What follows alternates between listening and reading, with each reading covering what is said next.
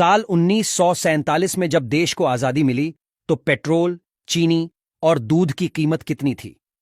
आज पेट्रोल की कीमत 100 रुपए प्रति लीटर पहुंच चुकी है। 1 लीटर दूध के लिए 60 रुपए से अधिक चुकाने पड़ते हैं।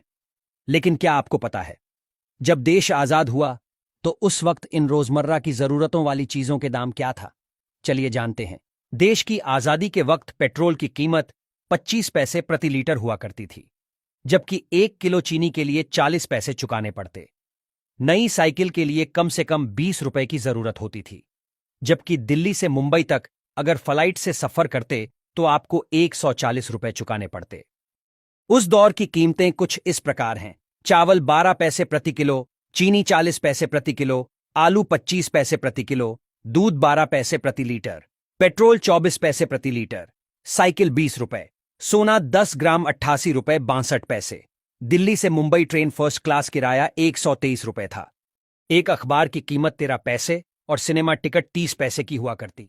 घी 75 पैसे प्रति किलो, आटा 10 पैसे किलो, दाल 20 पैसे किलो, केला 12 पैसे दर्जन, बल्ब 25 पैसे, माचिस 2 पैसे, टॉर्च 1.5 रुपए और पेंसिल 6 पैसे की थी।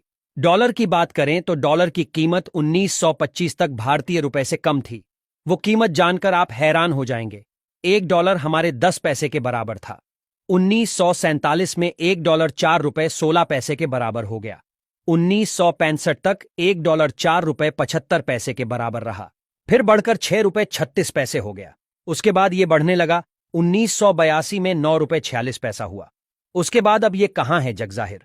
लगातार डॉलर के मुकाबले रुपए की कीमत कम होती जा रही है। 1947 में प्रकाशित एक विज्ञापन के अनुसार उस समय भारत में आकर बिकने वाली फोर्ड कंपनी की ब्यूक 51 कार की कीमत करीब 13,000 रुपए थी, जबकि 1930 में फोर्ड की ये मॉडल फेटन कार करीब 3,000 रुपए कीमत में भारत में बिकती थी। वहीं क्या आप जानते हैं भारत में पहली बार रुपया कब अस्तित्व में आया? रुपए के शुरुआत की बात 6ठी शताब्दी ईसा पूर्व में बताई जाती है, यानी 2600 साल पहले रुपए की शुरुआत हुई थी। रुपया संस्कृत से आया है। रूपा का अर्थ होता है आकार, रुपया का अर्थ है चांदी यानी चांदी जैसा, जबकि रुपयकम का अर्थ चांदी के सिक्के से है। हालांकि 16वीं सदी में शेरशाह सूरी ने अपने शासनकाल में चांदी के सिक्के को नए तरीके से पेश किया, जिसका वजन 178 कण था। रुपए के नाम से बाजार में उतारा गया। मुगल काल और फिर ब्रिटिश हुकूमत में इसका प्रयोग होता रहा। फिर 1861 में 10 रुपए के नोट ने पहली बार बाजार में दस्तक दी। 1864 में 20 रुपए का नोट आ गया।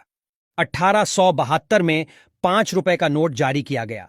इसके बाद साल 1900 में 100 रुपए का और 1905 में 50 रुपए का नोट बाजार में जारी किया गया।